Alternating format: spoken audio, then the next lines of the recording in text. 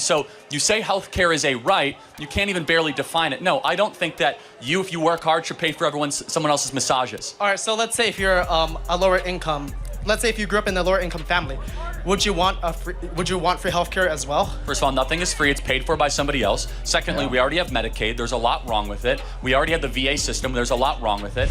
In this debate, Charlie Kirk faces off against a college student who argues passionately that healthcare qualifies as a human right.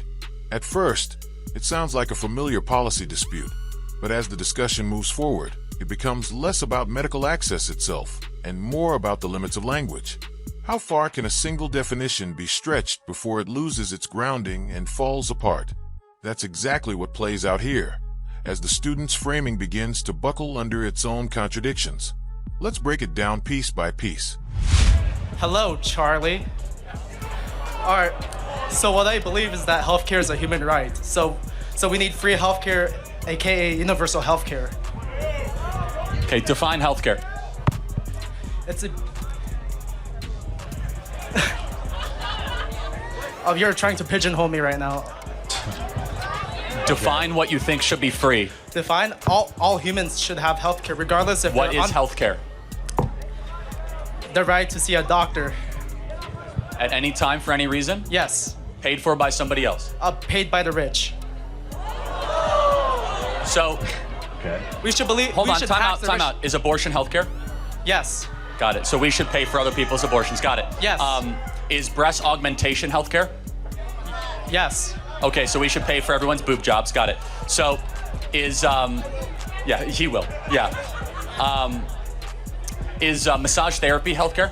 Yes. Okay, so we should pay for everyone massages. Got it. Is acupuncture healthcare? Yes. Got it. So basically, healthcare is not actually immediate needs, it's lifestyle. Well, here's the thing though. In Europe, healthcare is free. No, you got to define it. You said anytime you see a doctor. So just be clear, under your way of living, everyone, the rich would have to pay for everyone getting massages, acupuncture. 90%. Okay, again, so let's just, I want to make sure we're clear, including abortions, at any time that people want. Yes. Got it. Did you catch that moment? The student didn't just stop at basic medical treatment. He went further, suggesting that healthcare should also cover abortions, cosmetic procedures like breast augmentations, massages, and even acupuncture. By saying yes to all of it, he unknowingly gave Charlie the perfect chance to shift the focus. What started as a serious discussion about essential, life-saving care suddenly turned into a debate over whether taxpayers should be funding what sounds more like luxury services. That's a major leap, and Charlie seizes on it immediately, refusing to let the exaggeration go unchallenged. Who is rich? Elon Musk, Mark Zuckerberg, and I want to add this in. The upper income people like doctors, surgeons, they should pay. How much? Oh, for the doctors and surgeons? What should the tax rate be for someone making $1 million a year? 65%. Got it. So let's play that out in California. If you were in California, if you earn $1 million a year and 65% of it goes to the federal government, 13% goes to the state government, then you have property tax, sales tax. So therefore, 85% of everything you earn. So making $1 million a year, you keep $150,000. Is that fair? Yes. Wow. This is on full display what they want to do. Here's where things really start to heat up. The student insists that the wealthy should carry the burden, proposing a hefty 65% tax rate on millionaires. On the surface, it sounds bold and straightforward, make the rich pay more.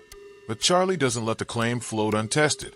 He immediately does the math, pointing out that in high-tax states like California, that rate wouldn't stop at 65%. Once you add state and federal layers together, the total could soar as high as 85%. Suddenly, the argument shifts. What the student framed as fairness now looks more like outright punishment. And once again, when pressed to defend the numbers, his case begins to wobble. going to take 85% of your money if you happen to be successful. Remember what Reaganomics did to the working class and the middle class. Reagan never had an 85% tax rate on anybody. But if you count sales tax, county tax, local tax, death tax, we tax every single portion of it. The problem is not that we don't have enough taxes. The problem is that government is too big, spending our money on stuff that does not matter, that the private sector can do a much better job of.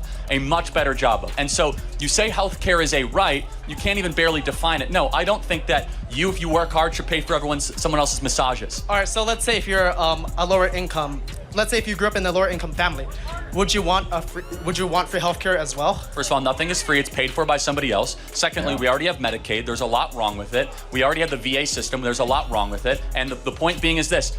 We should try to get people off government benefits, not on government benefits. We should try to make sure we have less people on the government dole, not more people on the government dole. And socialized healthcare would be a disaster for this country. It would be a catastrophe. No, it's not. Bernie Sanders and AOC said it's not. Oh, got it. So it must be true. All right. I support them. I'm sure you do. Thank you very Trump much. sucks. As Donald Trump would say, they're not sending their best. They're not sending their best. And when the conversation shifts to the bigger picture, like euthanasia in Canada or U.S. foreign aid, the contrast couldn't be clearer. Charlie frames universal health care not just as bad policy, but as morally dangerous. Meanwhile, the student keeps repeating slogans, offering no guardrails for abuse. It's principle versus practicality.so. Let's round this up. The first big theme? Definitions, or the lack of them. The student walks in confident, declaring that health care is a human right. On the surface, it sounds noble, compassionate, undeniable. But when Charlie presses him to define it, what exactly counts as health care? Things spiral fast. Abortion? Yes. Cosmetic surgery? Yes. Massage therapy? Yes. Acupuncture? In seconds. The student stretches what could have been a solid, defensible claim, universal access to essential medical services, and turns it into anything loosely tied to well-being. And Charlie seizes it. He paints the vision as absurd, reducing it to taxpayers funding boob jobs and massages. This is classic debate strategy. When passion outruns precision, your opponent will weaponize it.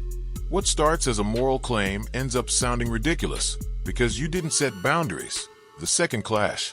Taxes. The student pitches a 65% tax rate on millionaires to pay for his sweeping healthcare plan. To him, it's simple. Take from the rich, give to the many. But Charlie doesn't stay in theory. He goes straight to the math. He stacks federal income tax with state tax, adds property tax, sales tax, and before long he's showing that in states like California, the effective rate could hit 85%. Now, for the average viewer, that doesn't feel like contribution. It feels like confiscation. And that's when Charlie flips the script. It's no longer about healthcare. It's about punishing success and killing incentives. Meanwhile, the student is stuck. He clings to that 65% tax rate. No adjustments, no exemptions, no nuance. He looks rigid, doctrinaire. Charlie, even if his math is debatable, comes off as the pragmatist. And that's the key lesson here.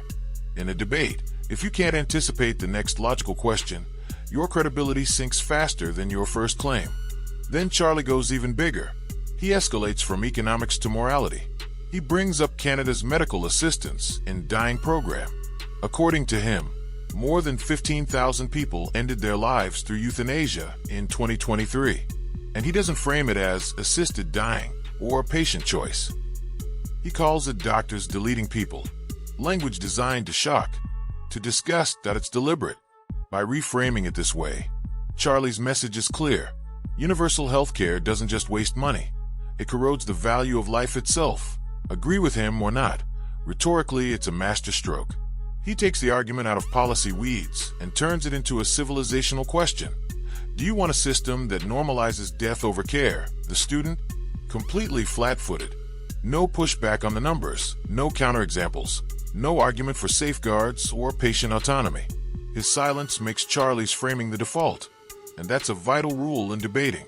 If your opponent defines the moral ground and you don't challenge it, the audience assumes they're right. Finally, we hit the fourth battleground, the size and role of government. And here Charlie does something smart. He admits America's healthcare system is broken. People go bankrupt for medical bills. The system fails too many. But instead of seeing that as proof the government should take over, he argues it proves the opposite. Government is already inefficient. His line, the government sucks at just about everything that it's simple, it's sharp, and it works. By acknowledging the pain, but rejecting the student's solution, Charlie positions himself as realistic and cautious. Reform? Yes,